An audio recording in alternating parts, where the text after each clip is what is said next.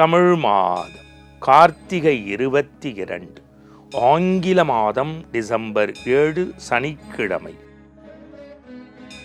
திதி ஷஷ்டி, காலை 9:42 மணி வரை, அதன்பின் சப்தமி. நட்சத்திரம் அவிட்டம், மாலை 3:52 மணி வரை, அதன்பின் சதயம். நாமயோகம் வியாகதம், காலை 8:27 மணி வரை, அதன்பின் ஹர்ஷனம்.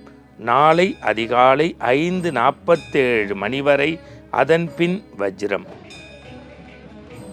கரணம் தைத்துளம், காலை 9:42 மணி வரை, அதன்பின் கரசை.